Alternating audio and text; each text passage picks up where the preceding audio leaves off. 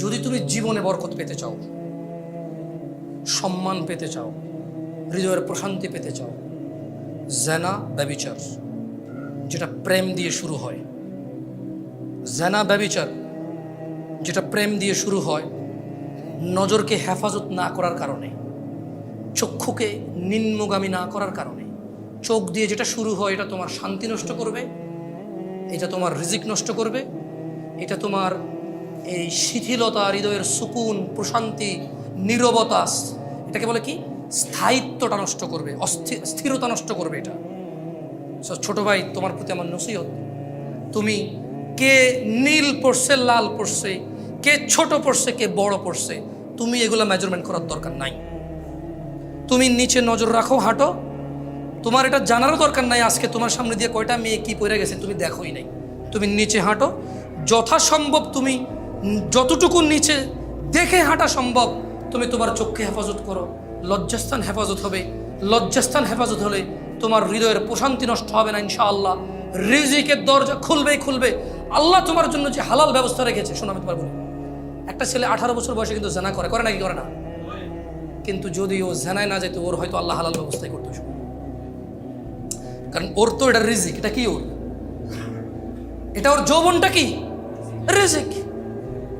ও যে 17 বছর, 18 বছর, 20 বছর বয়সে জেনা ব্যভিচারে লিপ্ত হয়ে যাচ্ছে, কিন্তু ও যদি আল্লাহকে ভয় পেত আর শারীরিক চাহিদার জন্য আল্লাহর কাছে বলতো, আল্লাহ আমাকে ধৈর্য দাও, আমি রোজা রাখতেছি, আমাকে সাহায্য করো, আমাকে তৌফিক দাও, আমাকে উত্তীর্ণ করো, বিবাহ পর্যন্ত আমাকে তৌফিক দাও। ভিডিওটি ভালো লাগলে তাহলে আল্লাহ যিনি রহমান, যিনি ওদুদ, প্রেমময়, তুমি আল্লাহর ভয়ে জেনা বাদ দিলা, আল্লাহর কাছেই চাইলা, ধৈর্য আল্লাহর জন্যই ধরলা, আশা আল্লাহর কাছেই করো, তিনি কি তোমাকে ফেরাবে? তিনি হচ্ছেন উনি যিনি 99 জনকে হত্যা করার পর শুধু উনার কাছে শাস্তির ভয়ে আছে কিনা আমার মুক্তির উপায়, আমার কি ক্ষমা হবে, ক্ষমা কার থেকে? তাহলে ওই যে বনি ইসরায়েলের ঘটনা, ও 99টা মানুষকে মারার পর কার কাছে ক্ষমার জন্য, ক্ষমা হবে কিনা ব্যাকুল হয়ে গেছে, কার কাছের জন্য? আল্লাহ থেকে। ওকে যাদেরকে মেরে ফেলছে তাদের কাছের জন্য। ও তো টেনশন করতেছে যে আমাকে কি মাফ করবে কেউ, আল্লাহ কি আসে যে আমাকে মাফ করবে, বা আমার কি ক্ষমা হবে? 99টা মারার পরও কি ক্ষমা পাবো আমি? আল্লাহ কি ওর জন্য জমিনকে কাছে করে দেয় নাই? এই মাটি তুমি এক চুল নাড়তে পারবা? এই জমিন তুমি এক চুল নাড়তে পারবা? ভাই আমার, তুমি কি বনি ইসরায়েলের ওই 99 জন হত্যাকারীর চাইতে নিজেকে খারাপ মনে করো? কেন তুমি আল্লাহকে এত এত আল্লাহর বিষয় তোমার এত ধারণা খারাপ কেন? তিনি বলছেন লা তাকনাতু মির রাহমাতিল্লাহ, আল্লাহর দয়া থেকে নিরাশ হবা না। আল্লাহর দয়া থেকে নিরাশ হওয়াই গুনাহ। ইন্নাল্লাহা ইয়াগফিরুয যুনুবা জামিআ, আল্লাহ সমস্ত গুনাহ ক্ষমা করবে। ইন্নাহু হুয়াল গফুরুর রহিম, কারণ তিনি হচ্ছে ক্ষমাকারী, দয়ালু।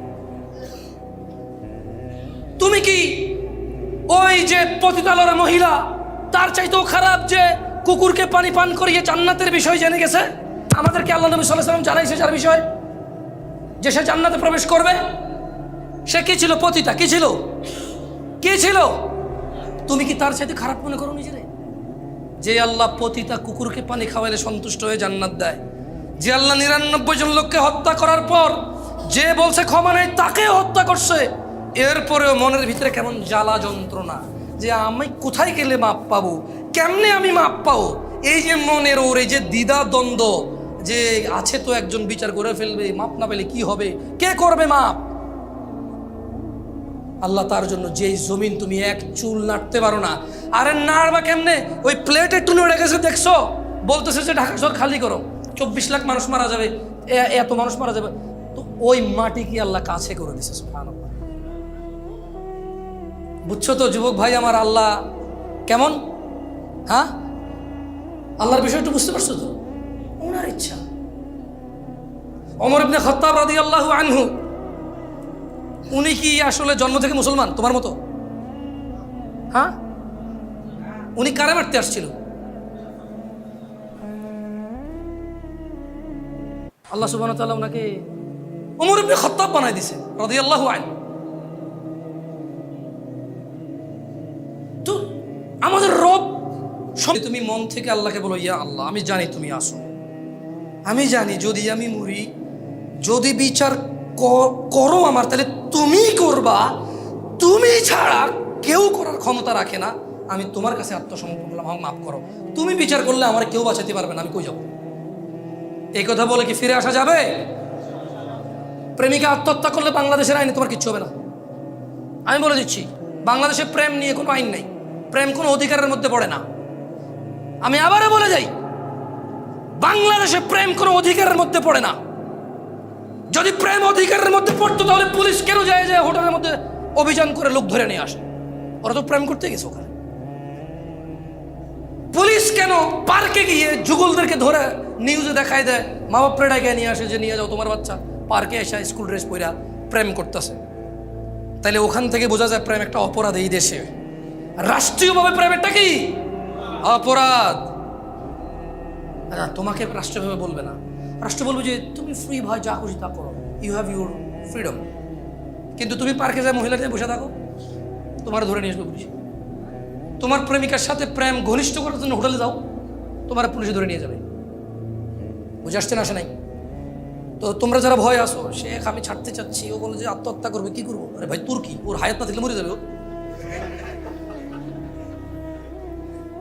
তবে হ্যাঁ, তুই ওর ইজ্জত নষ্ট করবি না ভাই আমার, তুমি ওর ইজ্জত নষ্ট করবা না, ওর সম্ভ্রম নষ্ট করবা না, ওর ভিতরে এই সংশয় ঢুকাই দিবা না যে তোর সতীত্ব তো আমি নিয়ে নিছি, এখন চোখে যেই বিয়ে করবে সে বুঝবে তুই আর সতীত্ব না, তুই বিবাহ বহির্ভূত সম্পর্কে জড়িত ছিলি বিবাহের পূর্বে।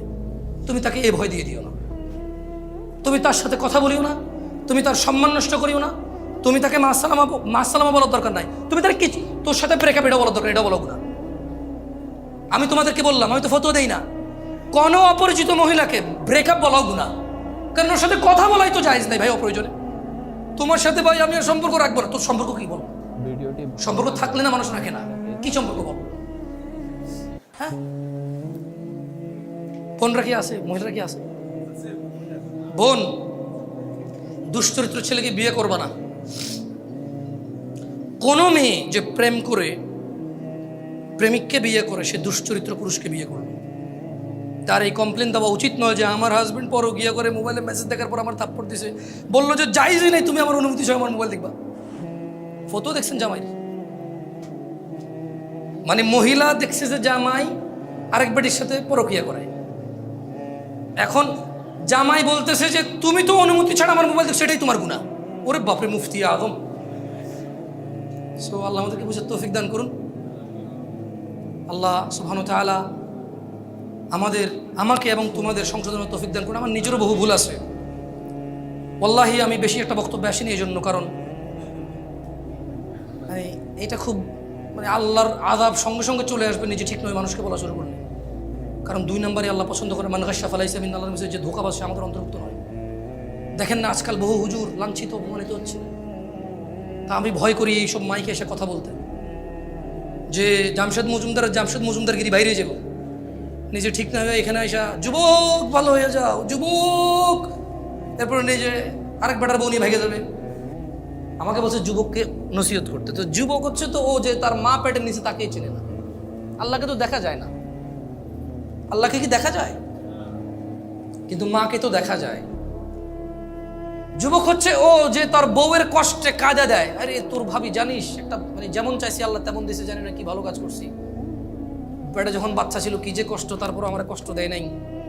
আহারে কষ্ট যদি দেখতি, কিন্তু সে নিজে তার মায়ের পেটে ছিল, তার মা আরো বেশি কষ্ট পাইছে কারণ অভাবের দিন ছিল। আরে রাজা মহারাজারা কষ্ট পাইছে আগে, এখন তো ফকিরও পায় না। ঢাকা শহরে নাকি ভিক্ষা করে মানুষ 3 তলা বাড়ি করে, কিন্তু একটা সময় তো রানীরাও কষ্ট পাইছে, কারণ রাজারা মানে মন মতো যেভাবে খুশি সেভাবে দাস দাসী রক্ষী টক্ষী রাখতো, তো বউরে তো এগুলো মানিয়ে নিতে পারতো না। আগের যুগে রানীরও তত সুখ ছিল না, ওর বউয়ের যত সুখ এখন মাশাআল্লাহ। তারপরেও তো 42 ইঞ্চি সিনেমার টিভি না হলে ওর চলে না, বক্স খাট না হলে ওর চলে না, অমুক ব্র্যান্ডের সোফা না হলে চলে না, সিরামিক লাগবে, এসি লাগবে, ফ্যান লাগবে, কাজের মহিলা লাগবে, তরকারি কুটলে এখানে নাকি দাগ পড়ে যায় বেচারার বউয়ের। তারপরে আবার মা এ বাসায় থাকতে হবে কেন?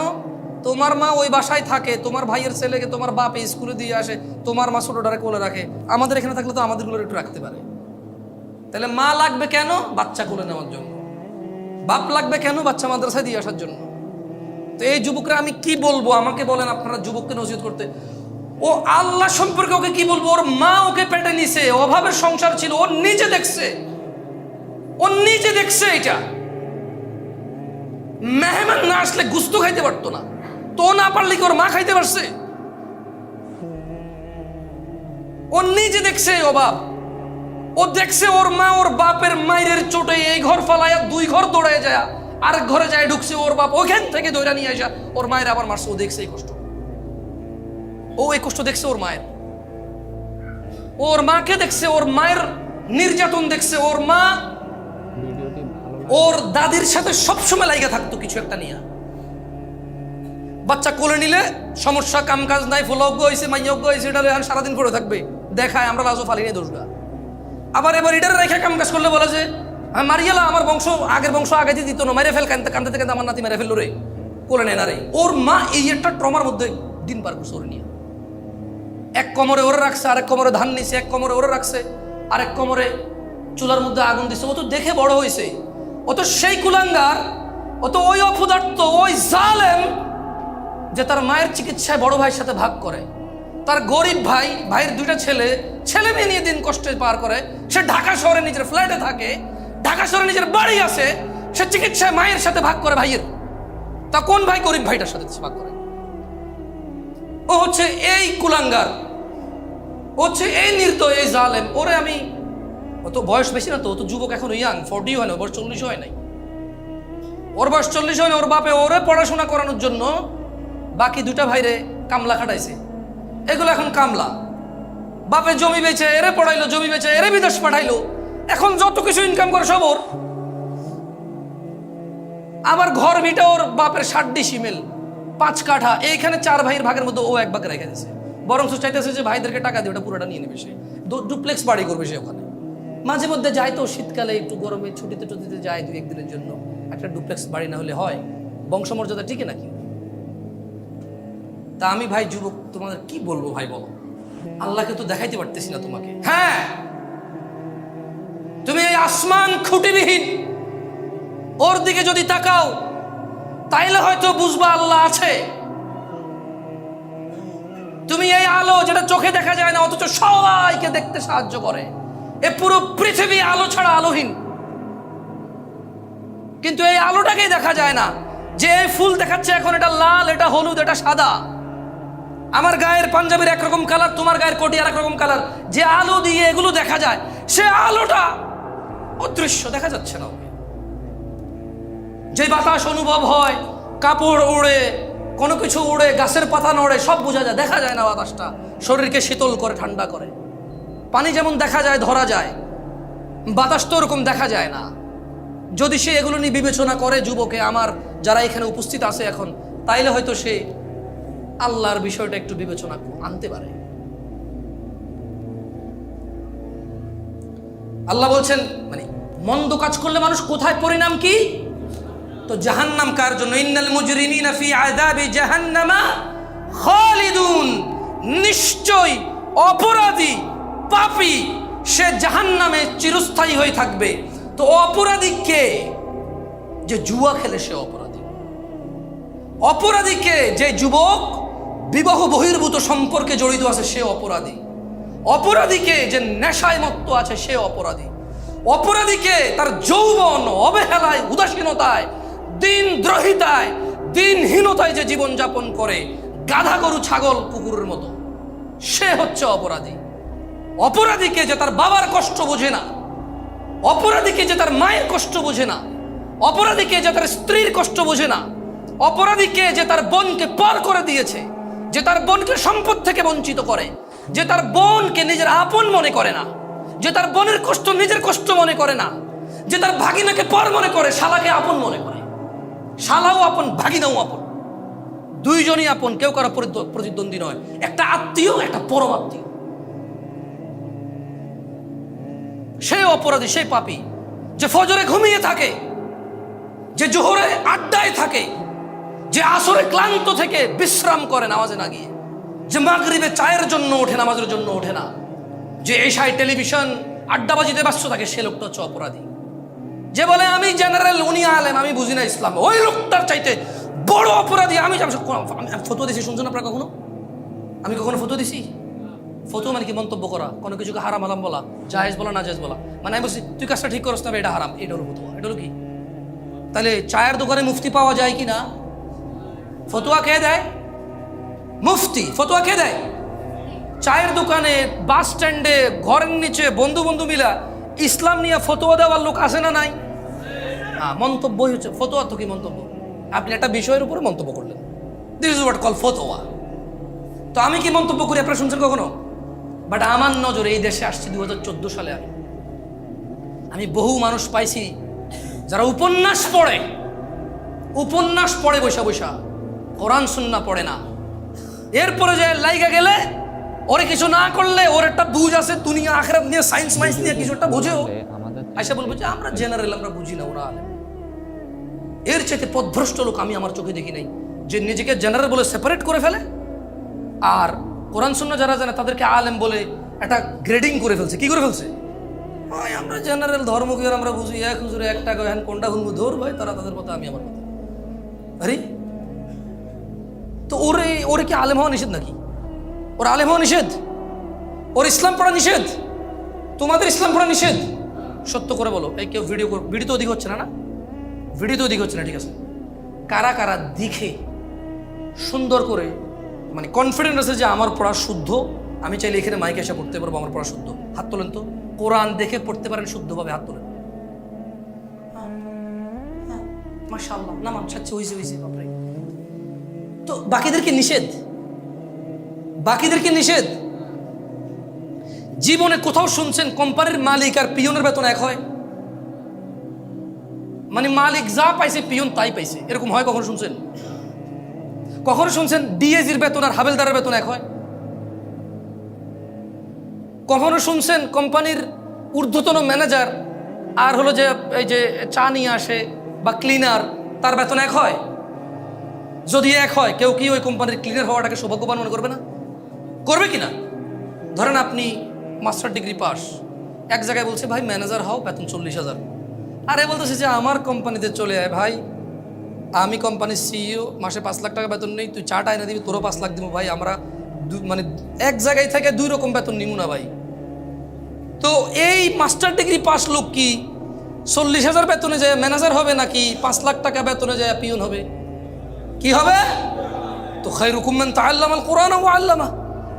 তোমাদের মধ্যে অ্যামংস ইউ, তোমাদের মধ্যে ওই ব্যক্তি উত্তম, কম বেশি বলে না কিন্তু, বলছে তোমাদের মধ্যে ওই ব্যক্তি উত্তম যে শেখে এবং যে শিখায়।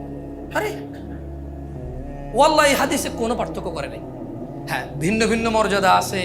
আমি যারা শিখাচ্ছি সে যা পড়ে সেটা সওয়াব আমার আসবে, সেটা সওয়াব কি আমার আসবে, এটা ভিন্ন ভিন্ন আছে। এবারে সে যারে শিখাবে তারটা সে পাবে, এই দুজনেরটাই আমি পাবো, কারণ আমি শিখেছি। এমএলএম বুঝুন তো, এমএলএম শেখ হাসিনা বন্ধ করে দিয়েছিল, যে হাজার হাজার মানুষের টাকা মারি গেছে। হ্যাঁ, এক শ্রেণীর হুজুররাই বাইরে ছিল তখন, বাইরে বলছে যে টাকা দাও, জমি কিনে ডাবল করে দেবো, গাছ লাগাবো, মাছ লাগাবো, ওই করবো সেই করবো।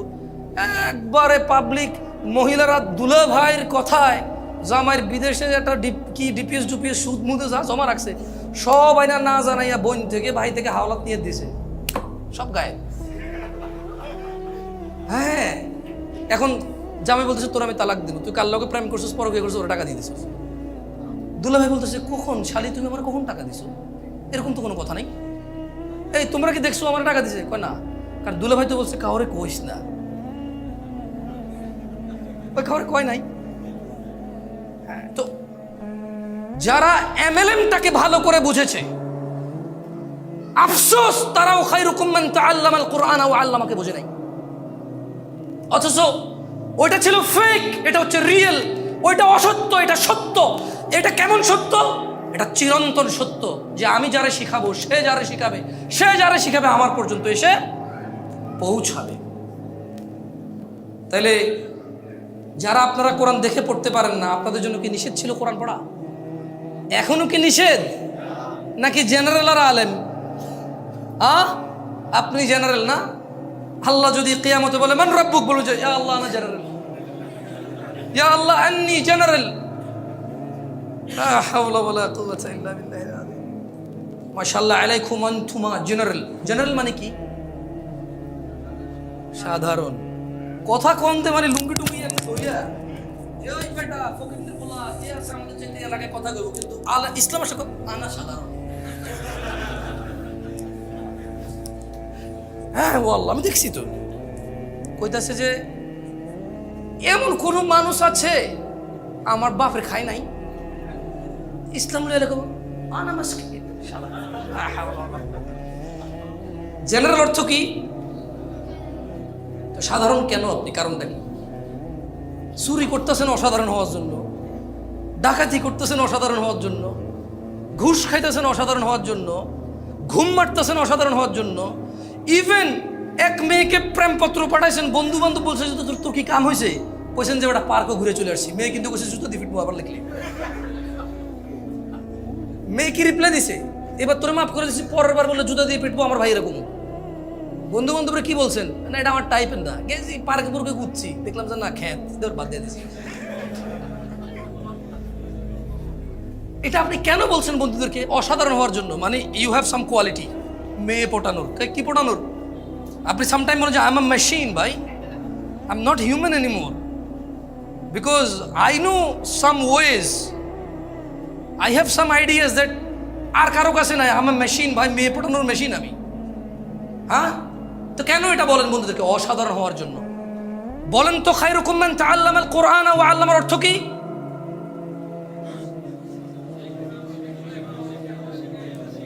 আপনি উস্তাদ থেকে কত কম পাইছেন এখানে? মানে যে শিখাচ্ছে আর আপনি যে শিখতেছেন কত কম পাইছেন এখানে? হ্যাঁ, ইসলামের চাইতে বেশি ইনসাফ কেউ করতে পারে না। ইসলামের চাইতে বেশি ইনসাফ কেউ করতে পারে না। উস্তাদ যে সময় দিচ্ছে, শিক্ষক ছাত্র সেই সময় দিচ্ছে। সো আল্লাহ উভয়কে উত্তম বলেছে। কি বলেছে? কোরআন শিখবো কিনা? আপনাদের এটা কোনো ব্যবস্থা আছে? মানে কিভাবে? না না না ওইটা না, মানে যারা জেনারেল বা নিজেদেরকে যারা সাধারণ বলে আর কি। হ্যাঁ, মানে পাঁচতলা বাড়ি আছে, শুধু ইসলামের ক্ষেত্রে সাধারণ আর কি। ওরা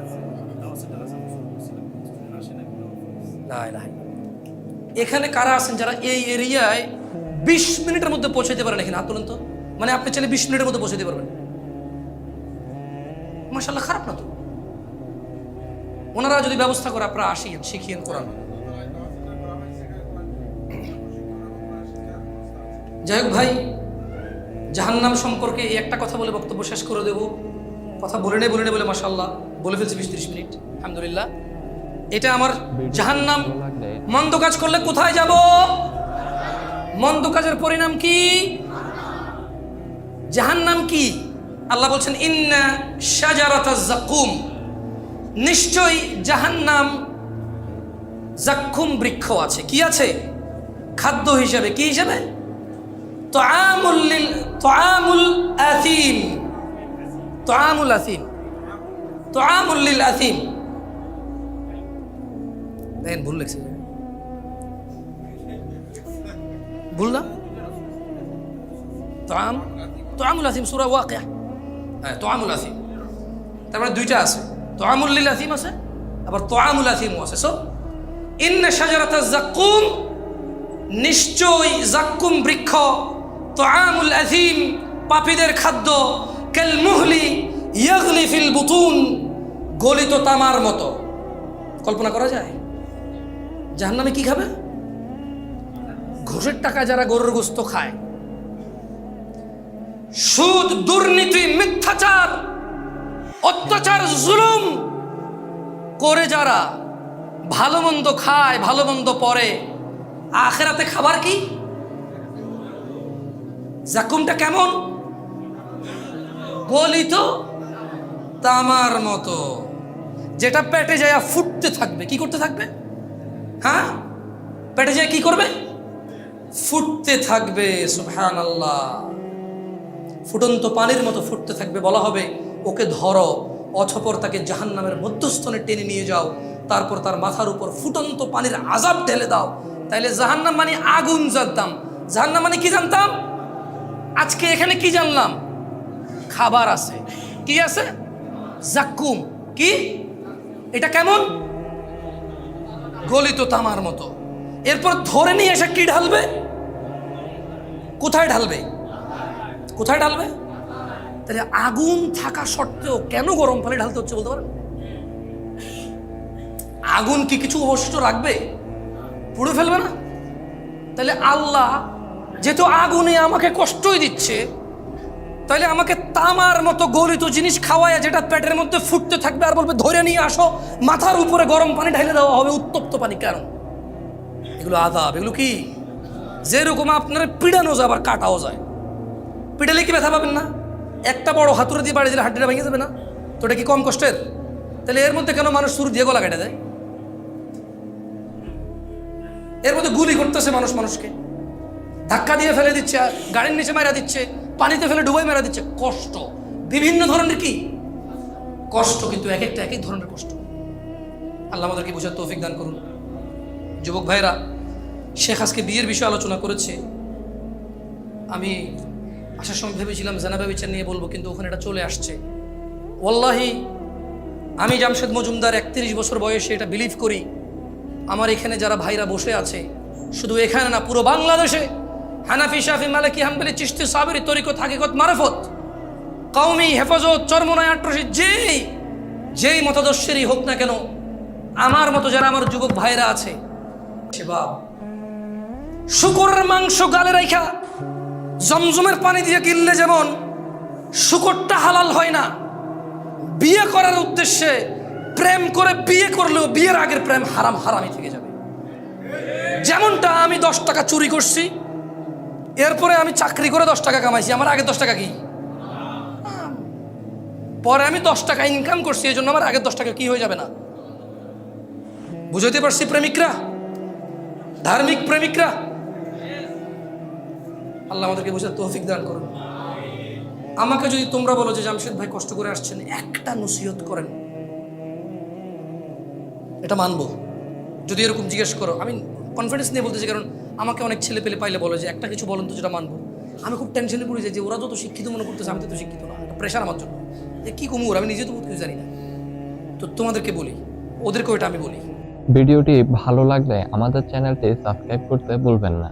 আপনার কাছে কোন হুজুরের ওয়াজ সবচাইতে বেশি ভালো লাগে তা অবশ্যই কমেন্টে জানিয়ে যাবেন।